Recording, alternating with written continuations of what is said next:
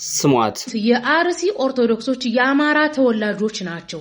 ቪዲዮ ወደ ኋላ ተሰሙታላችሁ። የኔን ሐሳብ ልስጣችሁ። በቃ ፖለቲካ ማለት ቁማር ነው። ቁማር ታውቃላችሁ?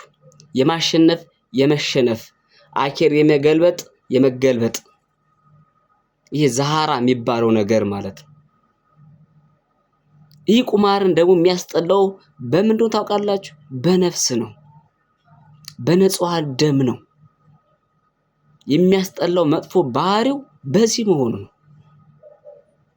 ታዲያ እንግዲህ እነዚህን የሚገድላቸው ማን ነው? እነዚህን ሰዎች የሚያርዳቸው ማን ነው? እየለየ ዕለት አጀንዳ እየሰጠ እየቀረጸ ሰዎችን በማደንዘዝ ውስጡን ስራዬ ብሎ የሚጨፈጭፋቸው ማን ነው ሲባል ግልጽ ነው፣ የታወቀ ነው። ሀገር ያወቀው ፀሐይ የሞቀው ነው። ምንም ሩቅ ነገር መሄድ አያስፈልግም። ሀገር ማንን ትመስላለች ቢባል መሪዋን ይላል። አለቀ። ይሄ ከምንም የተደበቀ ነገር እኮ አይደለም። መንግስት ባለበት ሀገር፣ ፍትህ ባለበት ሀገር ይሄን ሁሉ ነገር ሲፈጸም ዝም ጭጭ ማለት ምን ማለት ነው? ፍትሃዊ ናቸው፣ ሰላማዊ ናቸው፣ ሃይማኖተኛ ናቸው። ግን እንዲህ አይነት ጥቃት የሚደርሰው ለምንድን ነው? ይቺ ሙስሊም እህታችን የምትናገረው ይሄንን ሚስጥር ይሄንን ጉድ ነው ዝርግፍ ያደረገችው። ፖለቲካ በአንድ በኩል ጥሩ ገጠመኞች ነበሩ፣ ግን አጠቃቀሙን አላወቅንበት፣ አካሄዱን አልተረዳነው። ስላልተረዳነው ሳላወቅንበት ጠልፎ ጣለን። ትኩረታችን፣ ቀልባችን፣ እይታችን ሁሉ ወደ ሰው ማሳደድ ገባ። እንዲህ አይነት ነገር በቃ ሊባል ይገባል። በቃ ሊባል ይገባል። እስከ መቼ ነው የንጹሃን ደም የሚፈሰው? እስከ መቼ ነው ግድያ የማይቆመው?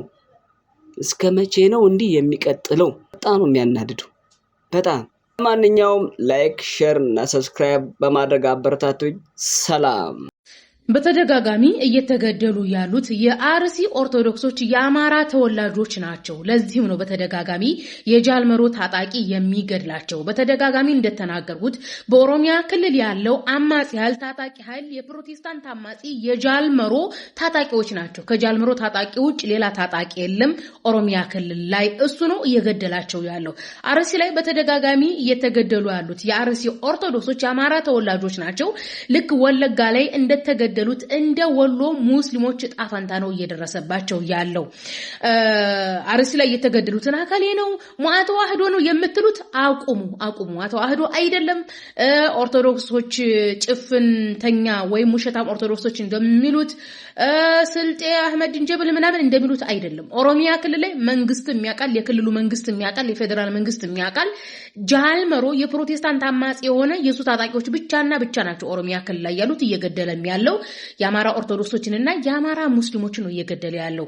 እንግዲህ ወለጋ ላይ የአማራ ሙስሊሞችን ሰፋሪ ናቸው የአማራ ናቸው በሚል ስም ከጨፈጨፋቸው በኋላ ቦታውን ያመቻቸው ለደቡብ ጴንጤዎች ለነ እዩ ጩፋ ነው። ታስተውሳላችሁ? ከሁለት ወር በፊት እዩ ጩፋ ሄዶ ስለ ወለጋ ሲያንቆለጳጳስ ወለጋ ላይ የሲዳማ ጴንጤ የወላይታ ጴንጤ የሥራ ዕድል ያገኛል መኖር ይችላል እነ እዩ ጩፋ ይሄዳሉ። ስለዚህ ኦሮሚያ ክልል ላይ ወለጋ ላይ እየጨፈጨፈው ጃልመሮ ነው። አርሲም ላይ እየጨፈጨፈ ያለው ጃልመሮ ነው።